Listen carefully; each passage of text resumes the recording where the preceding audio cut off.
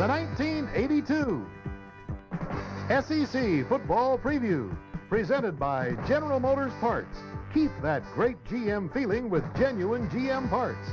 This 1982 Football Preview features the teams of the Southeastern Conference. The co-champion Georgia Bulldogs, who represented the SEC as the host team in the Sugar Bowl. The Crimson Tide of Alabama, who shared the title and who played in the Cotton Bowl. The Bulldogs of Mississippi State finished third and were victorious in the Hall of Fame Bowl. The Florida Gators tied for fourth and were invited to the Peach Bowl. The Volunteers of Tennessee shared fourth place and won a berth in the Garden State Bowl. Then followed the Tigers of Auburn, the Wildcats of Kentucky, the Rebels of Ole Miss, the Tigers of LSU, and the Commodores of Vanderbilt. Hi, I'm Bill Flemming, your host for these next 30 minutes as we preview the upcoming football season in the Southeastern Conference. In 1981, the SEC crowned co-champions, with Georgia Bulldogs winning their second title in a row and making their second straight trip to the Sugar Bowl. They shared the title with the Crimson Tide of Alabama, as Alabama won its 18th football championship in the SEC. Now, 1982 marks the golden anniversary of the conference, and we imagine that all of the competition is going to be just as exciting this year. In making this preview, we talked to each one of the coaches. We asked him his team's strengths, and we'll be exploring those strengths right after this from General Motors Parts. That's surprising, Mr. Goodwrench. You mean a wheel alignment could really save me gas? Sure can, as much as a gallon a tank full. A gallon? Right. Your GM owner's manual recommends periodic checks. If your wheels need aligning, we can bring them back to GM factory specs in just a few minutes. A gallon a tank full? And we'll check your shocks and brakes, too, just to be sure you're rolling easy. Keep that great GM feeling. And save a gallon of gas. With genuine GM parts. I'd like to keep that great GM feeling, Mr. Goodwrench, but how am I supposed to know when to do what?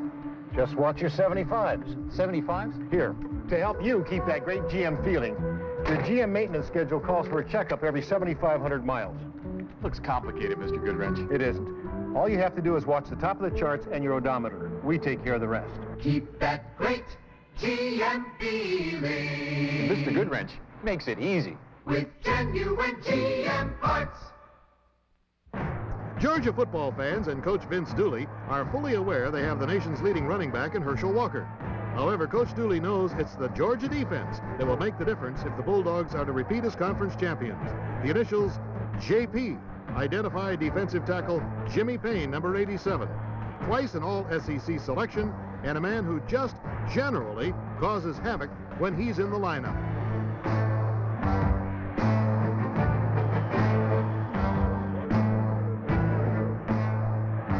The other side of Georgia's pass rush tandem is number 90, Freddie Gilbert, who has earned the nickname the Destroyer.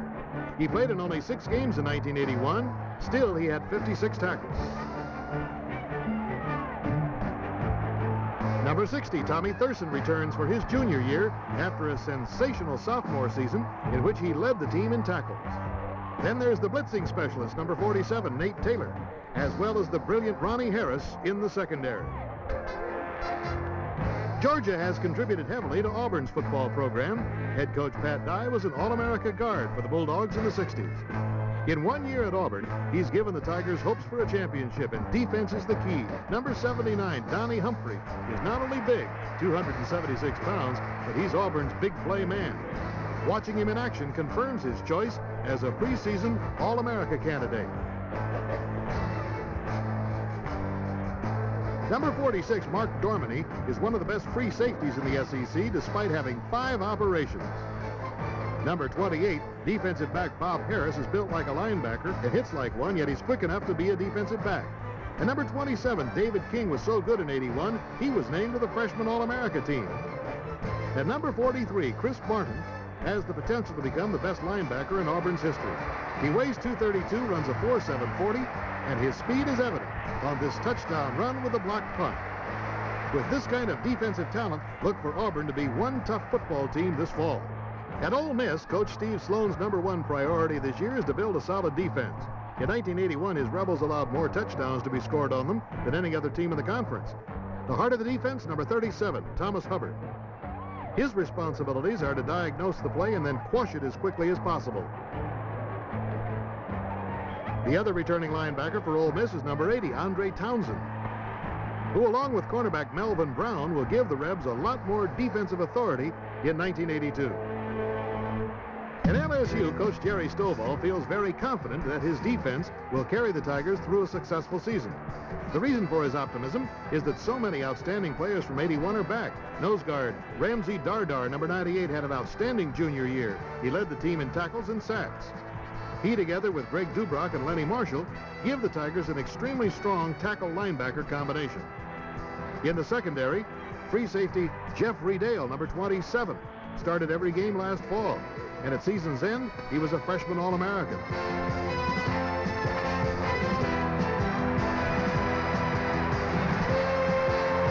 So, Georgia, Auburn, Ole Miss, and LSU are the teams who boast excellent defensive strength this year, but of course, there are a number of other outstanding stars on defense in the SEC. Let's take a look at them. At Alabama, number 15 belongs to Tommy Wilcox, one of the best defenders the conference has ever seen. He's a perfect free safety, quick and strong enough to make tackles, agile and alert enough to make game-saving interceptions. Alabama's also fortunate to have Jeremiah Castile, the SEC's interception champion in 81 at cornerback. His performance gained him a berth on the All-SEC squad last year. And then there's number 97, Robbie Jones, the Tide's premier linebacker. And number 81, defensive end Mike Pitts, another all-conference selection. The entire defensive unit of Alabama has great pride, particularly in its stubbornness when the goal line is threatened. At Mississippi State, defensive losses through graduation were heavy, but returning is a player who has earned the nickname Mr. Sack, number 91, Billy Jackson. In his first 2 years as defensive end, he made 35 tackles behind the line of scrimmage. Billy gets lots of help from number 96, Ernie Barnes, a 255-pound muscle man. And in the defensive backfield, the Johnson & Johnson duo returns, Steve at left cornerback and number 3, Kenny, on the right side. State's defense will definitely make the Bulldogs a title contender this fall. Florida's best defensive player is outside linebacker number 88, Wilbur Marshall, an all-SEC selection who led the league's all-star defensive unit with 121 tackles. Number 93 is Alonzo Johnson, the other outside linebacker. And inside linebacker Fernando Jackson, number 49, ranks high on the list to make All-SEC this year.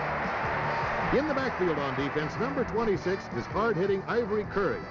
He returns for his senior year at cornerback, and he'll get some excellent support from free safety Tony Lilly. Tennessee boasts a defender of large dimension, tackle Reggie White, number 92. 6'5", 272, called by Coach Johnny Majors the best defensive player he's ever coached. You don't often find men this size who can run the 40 in 4.7. Number 77 is Chris Wampler, a defensive tackle second only to White in defensive statistics.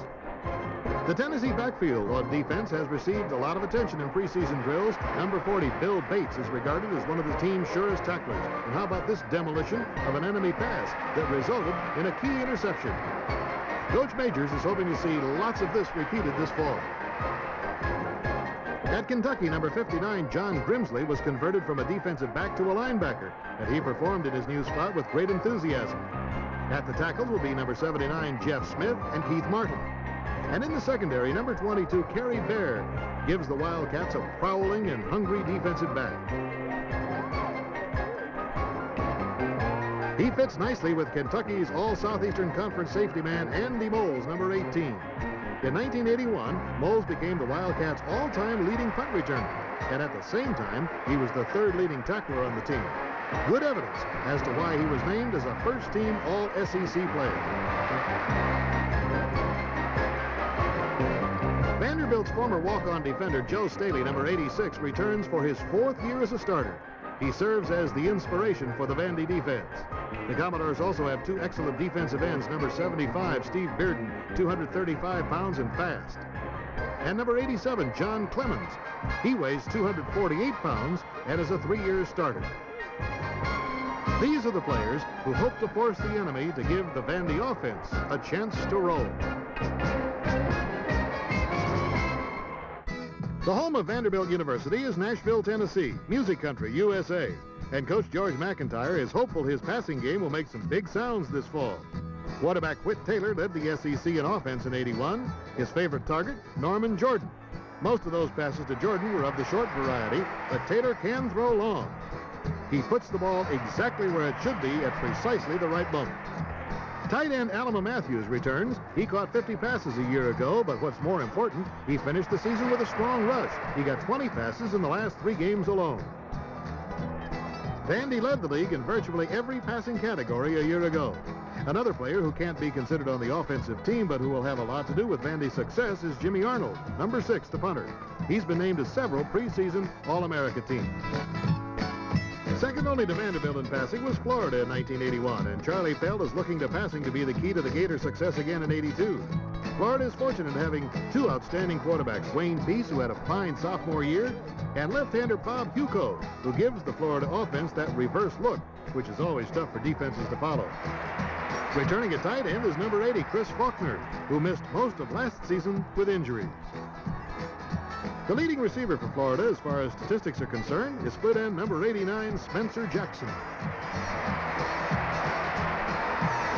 And watch for number 10, flanker Tyrone Young, a sprinter who has had real flashes of brilliance.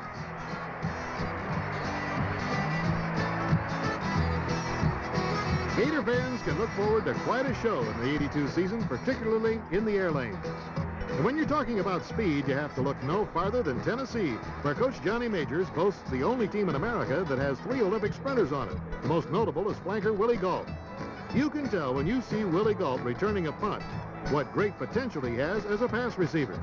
He makes it look as if all of the other players on the field are mired in mud. To go with Gault are 2 other sprinters, Mike Miller, who will be the split end, and Darrell Wilson, who alternates with both Gault and Miller.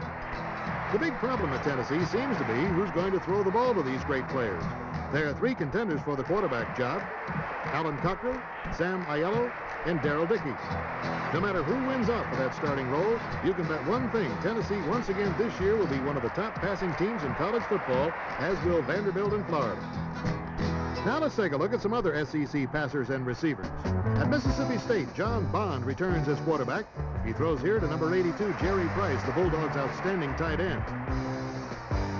At split end is number 22, Danny Knight. When Glenn Young was injured for the last 2 games of last year, Knight filled in and did a very creditable job. And when we mention Glenn Young, number 8, we're talking about one of the most exciting football players in America today. He led the nation in punt returns a year ago. In addition, he was a spectacular pass receiver. Great hands, great speed, and when it comes to quick thinking, he's second to none.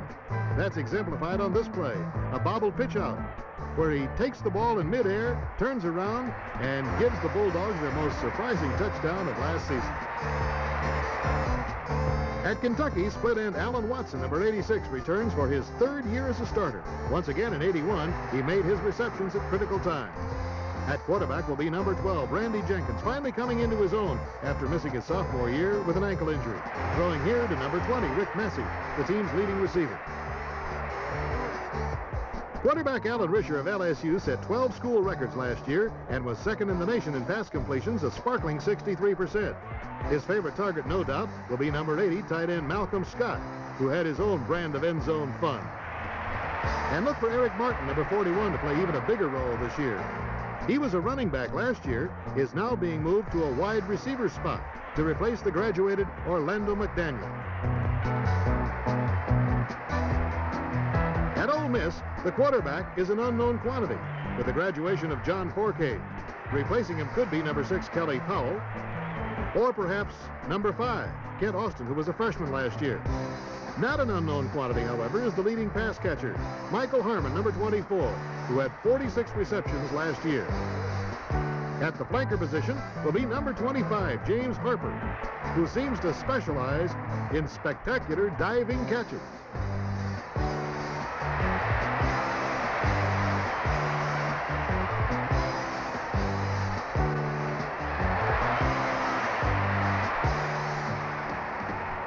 At At Georgia, replacing quarterback Buck Ballou will be the biggest job. Returning, however, will be a couple of great receivers from the 81 team, tight end Norris Brown, number 88, and a man who shared that role, number 84, Clarence Kay.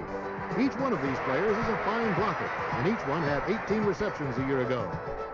At Auburn, it's anybody's guess where the versatile Mike Edwards, number 89, is going to wind up. He's played 4 positions: tight end, split end, wing back, and running back. He won't be a tight end because that job is sewed up by number 85, Ed West. The big question at Auburn seems to be who's going to be throwing the football. The quarterback role is really up for grabs between 3 men: Randy Campbell, Ken Hobby, and Clayton Buford. Not so at Alabama, where Walter Lewis, number 10, seems to have that number 1 spot all nailed down. No doubt, one of the finest athletes on the Alabama team is wide receiver Jesse Bendros, number 88. Although the traditional wishbone alignment generally calls for only 1 wide receiver, the Tide may occasionally use 2, allowing for Joey Jones, number 4, to get into the lineup at the same time as Bendros. He can be very dangerous.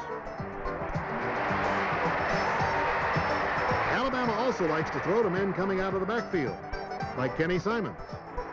And the one thing Alabama has is a lot of men who can run with the football, as we'll see.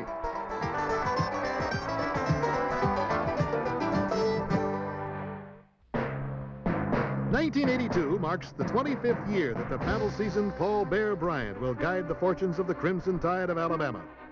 It's a season which should see the Tide field one of their most balanced teams: strong on defense, excellent passing, truly outstanding running. It'd be hard to find a harder running back than number 35, Jeff Fagan. Then there's fullback Ricky Moore, number 26, who finished his freshman season as Alabama's leading rusher. He posted a 4.4 average, much of his yardage between the tackles variety, so vital in that wishbone offense. And the one run of 1981 that everybody seems to agree was the most exciting and most determined, turned in by Lenny Patrick, number 25, in that historic game that gave Bear Bryant his 315th victory. This was one of the truly phenomenal runs in college football in 1981. So look for the Tide to be very strong on the ground once again in '82. Coach Jerry Claiborne returns this year to his alma mater, the University of Kentucky. And despite the fact that the Wildcats were dead last in total offense in the conference last year, Coach Claiborne feels that he has 5 excellent ball carriers returning, including his quarterback, Randy Jenkins, who is strong on the option run. Then there's running back Pete Venable, number 25, who started every game a year ago, and who will share that role with Lawrence Choo-Choo Lee, who played a lot in '81. Number 45 is a 230-pound block-busting fullback, Richard Abraham, who played in all 11 games last season. Still another returning back is number 23, John Gay, who showed flashes of brilliance on this touchdown run. And so Kentucky and Alabama will rely heavily on running for their success this year, but obviously there are many other teams in the SEC who have outstanding running talent. For instance, at Mississippi State, Coach Emory Ballard has installed what he calls his wing-bone offense, a dazzling variation of his own invention, the wishbone. John Bond is one of the best running quarterbacks in the nation, strong on the option.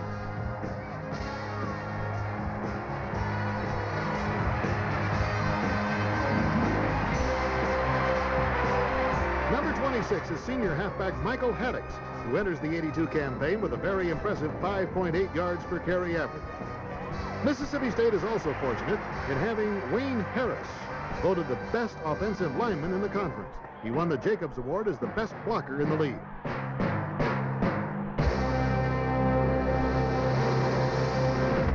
At Florida, number 30 belongs to fullback James Jones, all SEC in 1981. He's been the leading Gator rusher for the past 2 seasons. In fact, he was second in that department in the entire conference last year. He also is an exceptionally fine blocker. In fact, Coach Charlie Pell says of him, it's like having an offensive tackle blocking from the fullback position.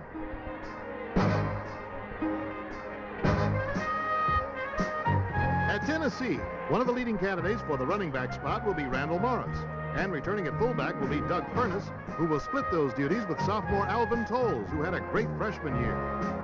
At Mississippi, they're counting heavily on number 40, running back Arthur Humphrey. He's been sharing that position with Buford McGee, who's had problems with injuries throughout his entire career.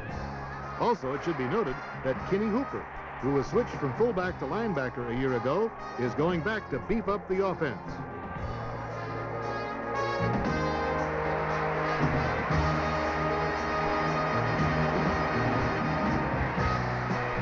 mentioned earlier in our preview, there's a real battle going on at Auburn for the quarterback role. Number 13, Ken Hobby, a freshman a year ago, runs the option well, did not have a spectacular spring.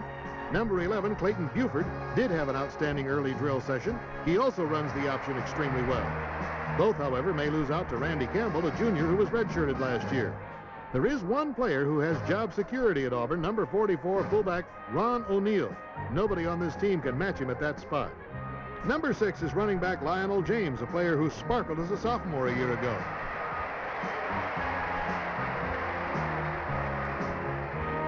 And then there's number 89, Mike Edwards. As we've seen, he's the most versatile player on the team. No matter where he winds up, he definitely is going to be a big threat this fall.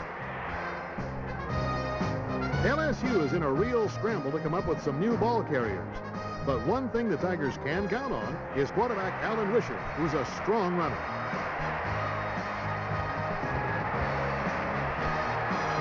One of the pleasant surprises for Vanderbilt last year was the emergence of fullback Ernie Goolsby, number 40. This junior college transfer wound up second in rushing for the team. He was never tackled for a loss, and he was extremely effective as a pass receiver coming out of the backfield. When talking about running backs, no team in America can match Georgia's Herschel Walker. Two-time consensus All-America, holder of all kinds of school and conference records. At the end of the first 2 years of his college football career, he is nearly 1,000 yards ahead of where Tony Dorsett was at a similar point. And Dorsett went on to become college football's all-time leading ground gainer. Walker still has 2 years to play. To be sure, Herschel has had some great offensive linemen blocking for him, as he will again in '82. Tackle Jerry Harper, center Wayne Radloff, plus the rest of the offensive line of the Bulldogs, which returns virtually intact. But a large portion of Walker's yardage comes from his own phenomenal abilities. He generates an excitement that can galvanize a football crowd. It's simply a privilege to watch Herschel Walker in action. We'll be back with a final word about the upcoming SEC season right after this from General Motors Parts. I figured once ought to be enough to fix any car problem. I don't have time to keep going back and back and back. Hi, didn't I see you in here the other day with a bad case of pre-ignition? Problem? Nope, liked your work, Mr. Goodwrench. Brought my wife's car in for an oil change and filters. Mr. Goodwrench has genuine GM parts available, and GM-trained mechanics pledged to fix your GM car right the first time. Keep that great GM feeling Mr. Goodwrench makes me want to come back. with genuine GM parts. Want to know 4 ways to help get better gas mileage? Tell us, Mr. Goodwrench. First, air up. Keeping tires at recommended pressure can help save up to a gallon of gas per tank. Next, tune up. That can help save up to 2 gallons. Wow! Then, clean up. Get new filters. And slow up. You can go farther on a tank full. Keep that great GM feeling nice and thankful, Mr. Goodrich, with genuine GM parts. In 1981, the SEC once again led the nation in percentage of stadiums filled for home games. An astounding 95.8% of the seats in each team's home stadium were sold out. 1982 promises to be even more colorful. This will be the golden anniversary year for Southeastern Conference football. A celebration of 50 glorious gridiron years.